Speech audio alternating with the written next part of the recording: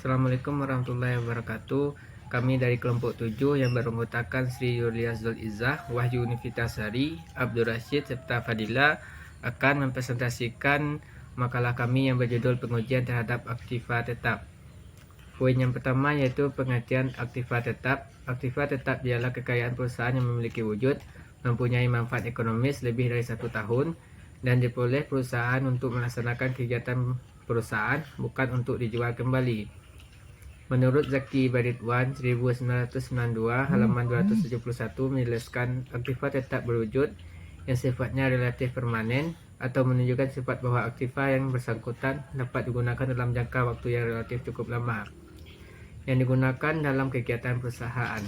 Menurut Standar Akuntansi Keuangan 2002 nomor 16,2 paragraf yang kelima, aktiva tetap adalah aktiva yang berwujud yang digunakan dalam bentuk siap pakai atau dengan dibangun terlebih dahulu yang digunakan dalam proses perusahaan, tidak dimaksudkan untuk dijual dalam rangka kegiatan normal perusahaan dan mempunyai masa manfaat lebih dari 1 tahun.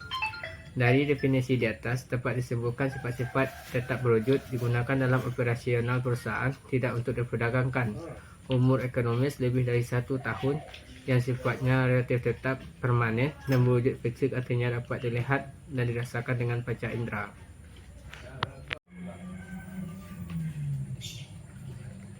Poin yang kedua yaitu B. Pengolongan aktiva tetap. Aktiva tetap yang memiliki perusahaan banyak jenisnya. Untuk tujuan akuntansi maka perlu pengolong aktiva tetap sesuai dengan kebutuhan dan fungsi-fungsi masing. Menurut Harahap 2002 halaman 22, pengolongan aktiva tetap dibagi menjadi berbagai sudut antara lain.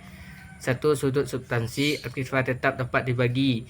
Yang pertama yaitu tangible asset atau aktiva berwujud seperti lahan, mesin, gedung, dan peralatan. Yang kedua adalah intangible yaitu aset atau aktiva yang tidak berwujud seperti HGU, GB, goodwill, patents, copyrights, hak cipta, franchise, dan lain-lainnya. Yang kedua yaitu sudut yang disudutkan atau tidak. Yang pertama yaitu depreciated plant asset yaitu aktiva tetap yang dapat disudutkan seperti bangunan, peralatan, mesin, inventaris, dan lain-lainnya. Yang kedua adalah underappreciated atau plant asset yaitu aktiva tetap yang tidak disudutkan seperti tanah. Yang ketiga yaitu berdasarkan jenis dapat dibagi sebagai berikut. Yang pertama adalah lahan. Lahan adalah bidang tanah terhampar baik yang merupakan tempat bangunan maupun yang masih kosong. Dalam akuntansi apabila ada lahan yang didirikan, bangunan di atasnya harus dipisahkan pencatatannya dan dari lahan itu sendiri. Yang kedua adalah bangunan gedung. Gedung adalah bangunan yang terdiri di atas bumi ini, baik di atas tanah, air. Pencatatannya harus terpisah dari lahan yang menjadi lokasi gedung itu. Yang ketiga yaitu mesin. Mesin termasuk peralatan-peralatan yang menjadi bagian dari mesin yang bersangkutan. Yang keempat adalah kendaraan. Kendaraan jenis seperti semua jenis kendaraan seperti alat pengangkutan, truk, traktor, mobil, kendaraan roda 2, dan lain-lainnya. Yang kelima adalah perabotan. Dalam jenis ini termasuk perabot kantor, perabotan laboratorium, perabot pabrik yang merupakan isi dari suatu bangunan. Yang keenam adalah peralatan yang dianggap merupakan alat-alat besar yang digunakan dalam perusahaan seperti inventaris kantor, inventaris pabrik, inventaris laboratorium, inventaris gedung, dan lain-lainnya. Yang ketujuh yaitu prasarana. Di Indonesia merupakan kebiasaan bahwa perusahaan merupakan kualifikasi khusus prasarana seperti jalan, jembatan, pagar, dan lain-lainnya. Selanjutnya poin ketiga yaitu pentingnya pengujian terhadap aktiva tetap. Pengujian terhadap aktiva tetap adalah hal yang sangat penting dalam pemeriksaan akuntansi karena aktiva tetap merupakan salah satu posisi penting dalam laporan keuangan sebuah perusahaan. Hal ini dikarenakan aktiva tetap perusahaan dapat mempengaruhi penilaian kinerja dan nilai perusahaan oleh para stakeholder seperti investor, kreditor, dan regulator. Pengujian aktiva tetap yang dilakukan oleh auditor bertujuan untuk memastikan bahwa nilai tercatat aktiva tetap perusahaan mencerminkan kondisi yang sebenarnya dan bahwa pengakuan, pengukuran, dan pengungkapan dan atas aktiva tetap sudah sesuai dengan prinsip-prinsip akuntansi yang berlaku. Hasil pengujian aktiva tetap dapat membantu auditor untuk menemukan apakah laporan keuangan perusahaan sudah cukup andal dan dapat diandalkan atau tidak. Hasil yang diperoleh dari pengujian aktiva tetap dapat berupa rekomendasi temuan oleh auditor. Rekomendasi biasanya berupa saran dari auditor kepada perusahaan untuk memperbaiki atau merevisi pengukuran dan pengakuan atas aktiva tetap. Perusahaan akan sesuai dengan prinsip-prinsip akuntansi yang telah berlaku. Temuan di sisi lain dapat berupa penemuan bahwa pengakuan, pengukuran, dan pengungkapan atas aktiva tetap perusahaan tidak sesuai dengan prinsip-prinsip akuntansi yang berlaku dan melakukan tindakan lebih lanjut, seperti merevisi laporan keuangan, membuat pengakuan lebih akurat atas aktiva tetap.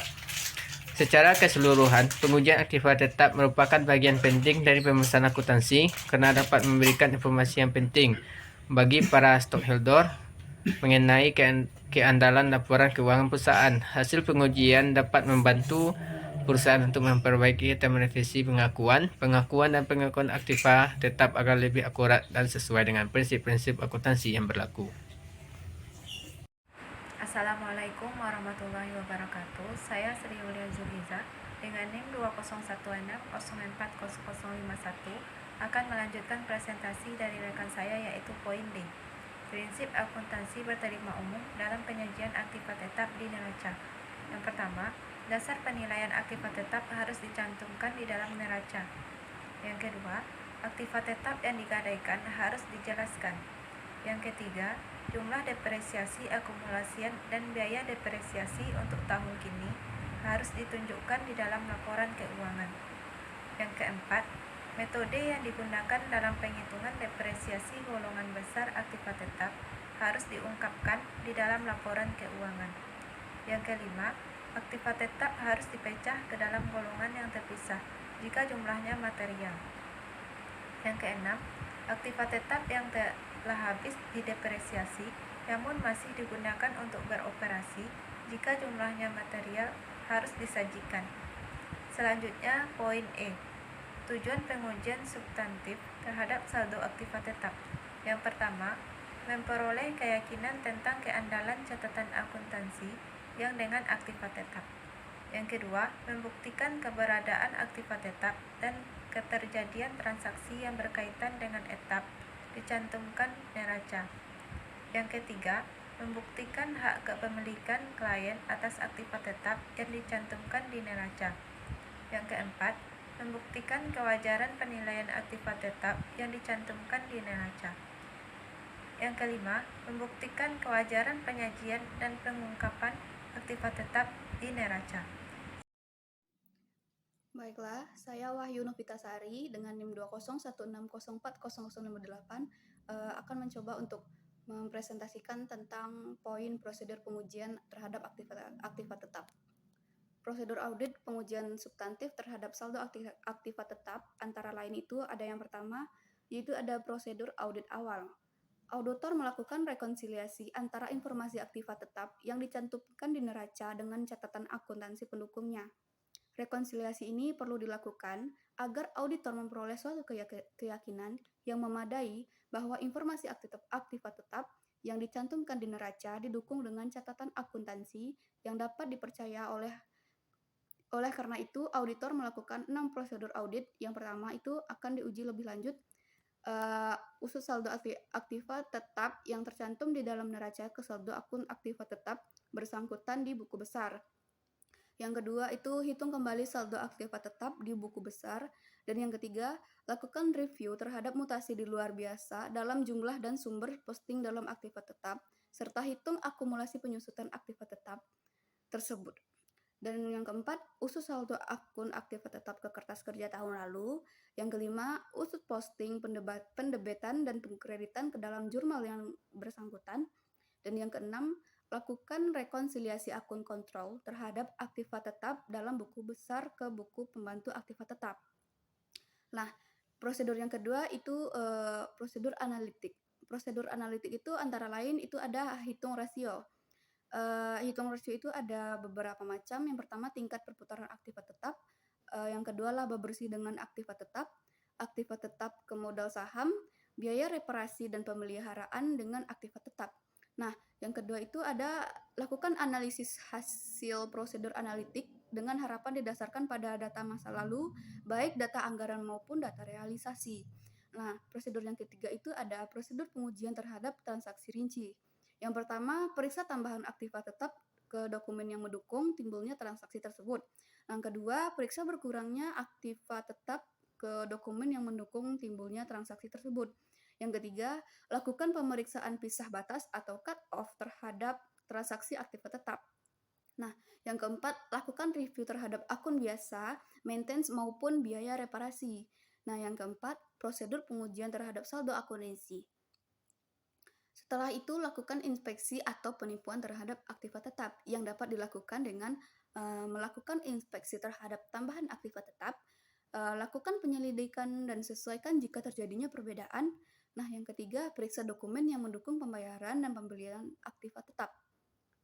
Nah, setelah itu, periksa bukti hak kepemilikan aktifat tetap dan kontrak yang mendukung penggunaan aktifat tetap tersebut. Nah, yang ketiga, lakukan review terhadap penyusutan aktifat tetap. Prosedur yang kelima yaitu prosedur dan verifikasi penyajian dan pengungkapan. Bandingkan penyajian aktiva tetap dengan prinsip aktiva yang diterima umum. Yang pertama itu periksa klarifikasi aktiva tetap di neraca. Yang kedua, pengungkapan yang bersangkutan dengan aktiva tetap. Nah, itu adalah prosedur pengujian terhadap aktiva tetap. Kita masuk ke poin selanjutnya yaitu metode dan teknik pengujian terhadap aktiva tetap. Pengujian terhadap aktiva tetap dapat dilakukan dengan berbagai metode dan teknik. Beberapa metode dan teknik yang umum dilakukan adalah sebagai berikut. Yang pertama itu ada inspeksi fisik, yaitu melakukan pemeriksaan langsung pada aktiva tetap untuk memastikan kondisinya masih baik, tidak ada kerusakan atau keausan yang signifikan. Nah, yang kedua itu ada pengujian kinerja, yaitu melakukan pengujian pada aktiva tetap untuk memastikan kinerjanya masih sesuai dengan spesifikasi yang telah ditentukan. Contohnya itu adalah menguji mesin untuk memastikan masih berjalan lancar dan efisien. Yang ketiga adalah pengujian keandalan. Yang ini yaitu melakukan pengujian pada aktiva tetap untuk memastikan keandalannya dalam jangka waktu yang panjang. Contohnya adalah menguji keandalan sistem listrik atau keandalan suatu perangkat keras.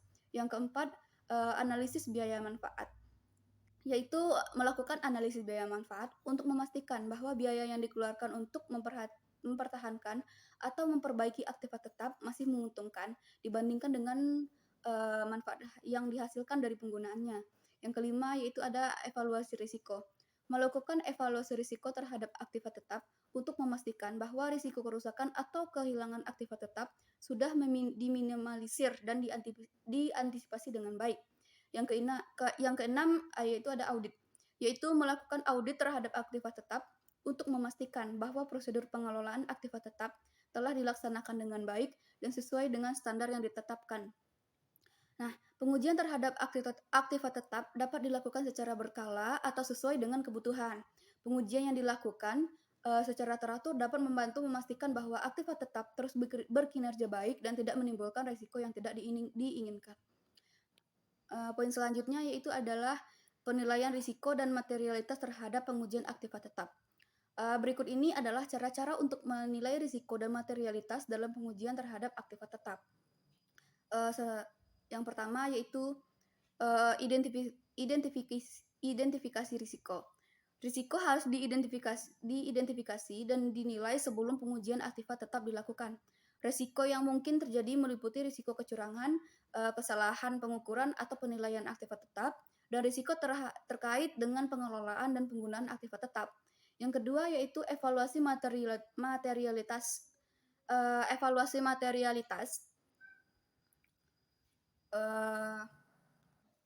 Evaluasi materialitas harus dilakukan untuk menentukan apakah pengujian aktiva tetap akan mempengaruhi laporan keuangan secara material.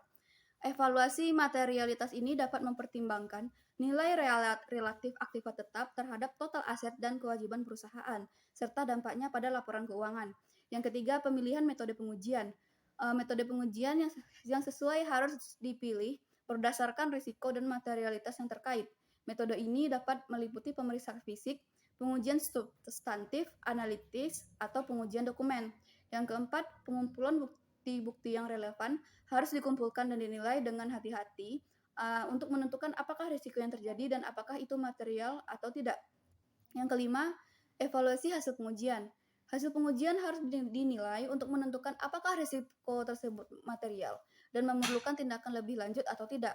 Jika risiko ditemukan dan dinyatakan material, laporan harus dibuat dan tindakan korektif harus diambil. Baiklah, sekian penjelasan dari saya, akan dilanjutkan oleh rekan saya. Assalamualaikum warahmatullahi wabarakatuh. Saya Septa Fadila, NIM 2016-040072, akan membacakan materi selanjutnya, yaitu poin I, contoh kasus pengujian terhadap aktiva tetap. Dapat kita lihat pada PowerPoint, PT XYZ adalah perusahaan manufaktur yang bergerak dalam produksi peralatan elektronik pada tahun 2022. PT XYZ memiliki aktiva tetap senilai Rp 25 miliar yang terdiri dari gedung, mesin-mesin produksi, dan kendaraan operasional. PT XYZ memerlukan audit atas laporan keuangan mereka, dan auditor telah mendapatkan bahwa pengujian atas aktiva tetap perlu dilakukan. Auditor melakukan pengujian atas aktiva tetap PT XYZ dengan melakukan pemeriksaan fisik gedung, mesin-mesin produksi, dan kendaraan operasional, serta memeriksa dokumen-dokumen terkait seperti surat perjanjian sewa gedung, faktur pembelian mesin-mesin produksi dan kendaraan operasional, dan dokumen kepemilikan kendaraan operasional. Auditor juga melakukan pengujian substantif analisis untuk mengevaluasi nilai relatif aktiva tetap terhadap total aset dan kewajiban PT XYZ. Setelah dilakukannya pengujian, auditor menemukan bahwa terdapat perbedaan antara nilai tercatat dan nilai wajar aktiva tetap PT XYZ. Auditor kemudian melakukan penilaian kembali atas nilai wajar aktiva tetap dan menemukan bahwa nilai wajar aktiva tetap PT XYZ lebih rendah daripada nilai tercatat. Hal ini menunjukkan adanya kemungkinan bahwa nilai tercatat aktiva tetap PT XYZ telah diinflasi. Auditor kemudian melakukan pemeriksaan lebih lanjut dan menemukan bahwa PT XYZ telah melakukan beberapa praktik akuntansi yang tidak benar dalam menghitung dan merekam nilai aktiva tetap mereka, sehingga nilai aktiva tetap mereka tidak mencerminkan kondisi yang sebenarnya. Auditor kemudian memberikan rekomendasi kepada PT XYZ untuk melakukan revisi nilai aktiva tetap mereka, dan laporan keuangan PT XYZ direvisi. Poin selanjutnya yaitu poin J, etika profesi akuntan publik dalam melakukan pengujian terhadap aktiva tetap. Yang pertama, independensi. Akuntan publik harus tetap independen dan tidak terlibat dalam hubungan kepentingan dengan perusahaan yang sedang diaudit. Hal ini penting untuk memastikan bahwa hasil pengujian aktiva tetap objektif dan dapat dipercaya. Yang kedua, kompetensi. Akuntan publik harus memiliki kemampuan dan pengetahuan yang memadai dan melakukan pengujian aktiva tetap. Hal ini penting untuk memastikan bahwa pengujian dilakukan dengan benar dan hasil yang dapat dipercaya. Yang ketiga, integritas. Akuntan publik harus menjaga integritasnya dalam melakukan pengujian aktiva tetap. Hal ini termasuk dalam memberikan informasi yang akurat dan jujur, serta tidak menyalahgunakan informasi yang didapat selama proses pengujian. Yang keempat, kerahasiaan. Akuntan publik harus menjaga kerahasiaan informasi yang didapatkan selama proses pengujian aktiva tetap. Hal ini untuk menjaga privasi perusahaan dan informasi yang sensitif. Yang kelima, objektivitas. Akuntan publik harus tetap objektif dalam melakukan pengujian aktiva tetap. Hal ini termasuk dalam menghindari konflik kepentingan atau bias yang dapat mempengaruhi hasil pengujian. Jadi, dalam menjalankan tugasnya, akuntan publik harus selalu memperhatikan kode etik yang berlaku. Hal ini penting untuk memastikan bahwa pengujian aktiva tetap dilakukan dengan integritas objektivitas yang tinggi, sehingga hasil pengujian dapat diandalkan dan dipercaya oleh para stakeholder. Sekian penjelasan saya. Akhir kata, Assalamualaikum warahmatullahi wabarakatuh.